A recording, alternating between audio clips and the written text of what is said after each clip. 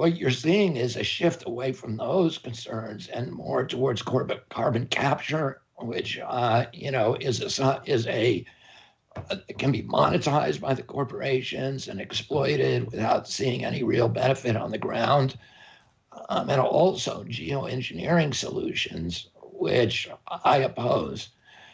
And if you look at the kind of geoengineering solutions that are being pushed, it tends to be the people who are pushing them also have IP rights, in other words, patent rights, in a lot of those technologies, and there is definitely an optic of self-interest and a self-serving commitment. We had one example here in Europe recently, which were the farmers' protests taking place in the Netherlands, because there were environmental rules that came into place about using nitrate fertilizers and so on that were very severe and were adhered to for the kind of populist, frankly, the kind of voters who might be interested in you. They were very angry about it, and they took to the streets.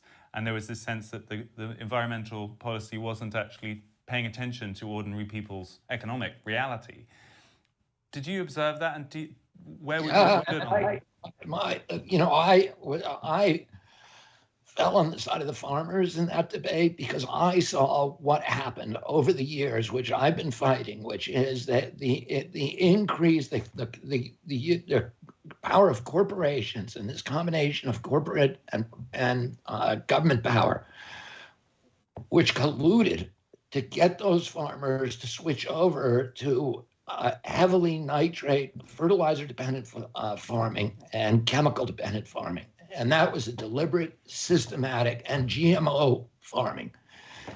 And that was deliberate, it was purposeful and systematic. And so once you get all of those farmers to switch to hydrocarbon-based fertilizers and to monocultures, then you say, okay, those things are bad, and now we're going to shut you all down. So that is what happened. And, I had a long conversation on my podcast about this issue with Vandana Shiva, who felt the same way, took the same position I did, that this is a bait and switch, this is a way of destroying the small farmers. And if we want to have democracy, we need a broad ownership of our land by a wide variety of yeoman farmers, each with a stake in our system.